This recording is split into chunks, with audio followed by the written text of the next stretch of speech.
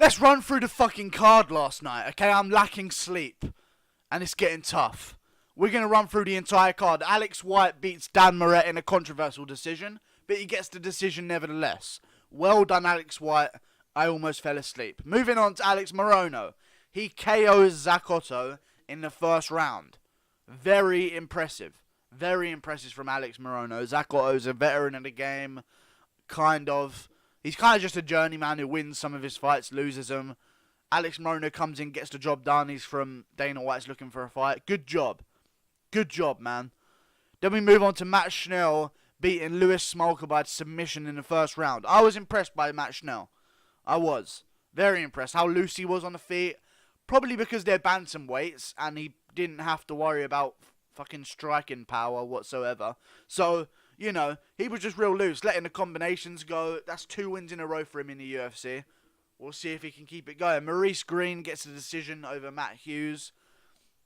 Not impressive whatsoever. He's a big black guy. Outsized Hughes by fucking miles. Outranged him. And he is just a terrible fighter. He has one eye looking at his opponent. One eye fucking wandering off, staring at members of the audience. So, you know, you can't blame him if his jab's not too accurate. Grant Dawson dominates Julian Erosa. Impressive. His wrestling is on levels. Julian Erosa nearly had some triangles locked in and did pose some threats in the second round. That was an entertaining fight, but Grant Dawson, I mean, he showed he can sort of mix it up on the feet as well, but his bread and his butter is, or butter, sorry, I need to pronounce my T's, is his wrestling, and that's exactly what he went back to as soon as the fight got a bit dicey for him. Okay, I'm just going to take you down and dominate you, you know? So yeah, Juicy J loses one more. See you later, Julian. Marion Renault loses to Yana Kunitskaya. I had this going either way, but I thought they would give it to Marion Renault, definitely, because Yana Kunitskaya was kind of doing fuck all, if I'm honest. Other than the first round, she had the clinch for a while. She landed some shots. She was kind of just getting outstruck on the feet, but, you know, the judges are cocaine addicts, I guess, so methed up on heroin, if that makes any sense. So, like, I don't know what the fuck they're looking at. They gave it to Yana Kunitskaya. Oh, well. I don't care. It's a women's fight. I don't care. So, you know. Then Anthony Rocco Martin faces off against Sergio Moraes. Just outclasses him for 3 rounds. A lot of people in my chat that were live on my Fight Companion that I do every live stream were saying stuff like, oh, I think it's 1-1, I think it's 2-1. And I was saying, I don't know, I think it's 2-1 or it's 3-0 to Anthony Martin. And he just dominated Sergio Moraes. You know? Just completely outclassed him over 3 rounds. He got taken down at the end of the fight. He got himself in a tricky guillotine situation. Which, can I say, Sergio Moraes' jiu-jitsu is next level. And for Tony Martin to be in a guillotine and just... he doesn't even care. You know, he just works into side control, gets his head out. I mean, I like that shit. I do. And Anthony Martin gets the decision. And if he isn't ranked or fighting Neil Magny after that fight... I mean, he's dominated 4 guys in a row now. So, they better give him someone. Neil Magny would be a great fight, in my opinion. Ranked number 12, coming off a loss. Let's do it. Let's do it, guys. Let's do it. Main card. Tim Boetsch versus... I spat all over my mic. Tim Boetsch versus Omari Akhmedov. We reached a little...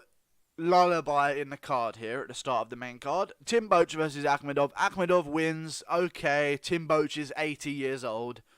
Good job, I guess.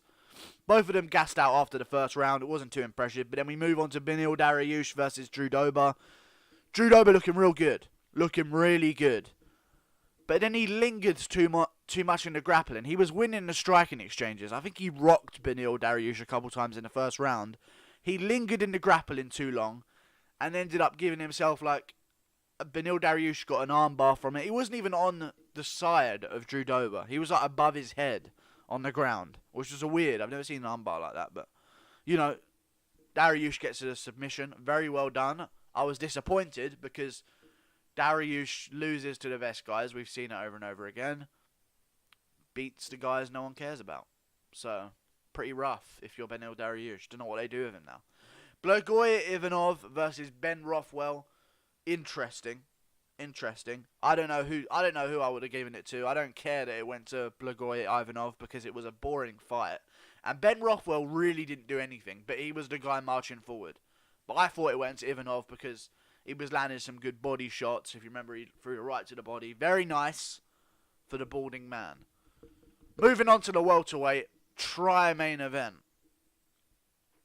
Tim Means versus Nico Price. I called it, guys. I called it. Nico Price by KO in the first round. Tim Means never been KO'd before. Why do I say it? Because Nico Price has such a weird shoulder and arm length. I don't think his reach is even that crazy. But he has such weird build with his arms that you don't know where the fuck those shots are coming from. He came in shape. He's coming off his first knockout loss in his last fight against Abdulrazak Al Hassan. Comes in, knocks out Tim Means in the first round, never done before, and just finishes him brutally. If he didn't get a performance bonus, I don't know. I really don't know who is going to get one, to be honest with you. And then we move on to the co-main event. Zaleski dos Santos. I think this fight got a performance bonus as well for dos Santos. So I think it just went main event, co-main event, tri-main event, all of the bonuses. So we'll see. Dos Santos, submission in the first round over Curtis Millender. I thought if it was going to be a finish in the first round, it was going to be Millender doing it. And I thought if it was going to be a finish for Dos Santos, it was going to be in the third round when Millender slows down. That wasn't the case. He came in, he took Millender down, and just sunk in a rear naked choke. Easy. He made it look easy. I think this is 7 wins in a row for the guy in the UFC.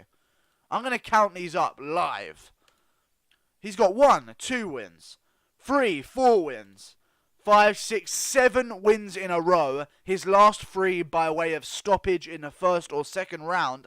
Give this guy someone in the top 15. Give him some respect, you know? Show this man some respect. And also, what's next for Nico Price? Mike Perry? Mike Perry versus Nico Price? I like the sound of that one. I really do like the sound. That's a knockout guaranteed. Let's do that fight next. As like high up on a main card somewhere. I like that. Nico Price versus... Who did I just say? Platinum Mike Perry. Let's do it. Fuck it. Let's make some fights, you know? Dos Santos, what's next for him? I don't know. What's next for Millender? Back to the drawing board. You know, you just got dominated. But Dos Santos, maybe just retire. There's too many Dos Santoses nowadays, you know? Speaking of Dos Santoses, don't actually retire as well. You're going to definitely dominate some guys in the top 15, but we'll see. Maybe catch a guy coming off a loss next weekend. So maybe Leon Edwards, Gunnar Nelson, Jorge Masvidal, but I think Darren Till will be a bit too highly ranked, maybe. But then you got JDS versus Derrick Lewis. Speaking of Dos Santoses, didn't see it going like this. I thought Derrick Lewis was faking the stomach injury. I'll be honest with you. It wasn't an injury. It was him getting hurt to the stomach. But I thought he was faking it because he was literally looking at him, waiting for him to come in and then winging a big fucking shot. In that first round, JDS could have gone out. But JDS looked crisp. He did a nice slap too. You know, a little slap to find range into a great 2 down the pipe. Nate Diaz style. Junior dos Santos, man. He doesn't look like he's been in the game forever. I'll tell you that much. Because remember, when it was back in the day, he came into the game at a very young age. And he was thrown to the wolves early. And he took his knocks. He took his damage. But he's in phenomenal shape post-USADA for a heavyweight. So let's just blow all that USADA suspicion out the window. He just knocked out Derrick Lewis in the second round. What's next for him? I don't know. Overeem and Volkov are fighting soon. But what is next for him? JDS versus Ngannou? Is that what we're going to do? JDS versus Stipe 3? Let me know, guys. Let me know what's next for him. But as for Derrick Lewis, who cares, man? People watch you fight. You're a main event worthy guy. Maybe a co-main event now because you just lost. But even still, if you can get yourself on a fight card like this, you're going to be main event no matter what. You've got the Instagram following for it.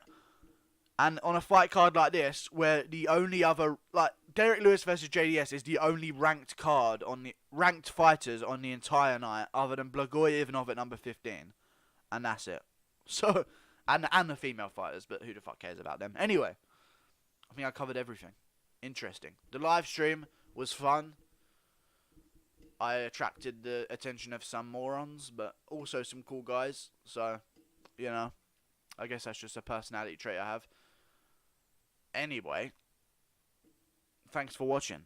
Like and subscribe. I hope you enjoyed the Fight Companion. Next week, we've got Darren Till versus Jorge Masvidal. That is a stacked card compared to this one. I can't wait for it, boys. I cannot wait. Like and subscribe. Did I mention like and subscribe?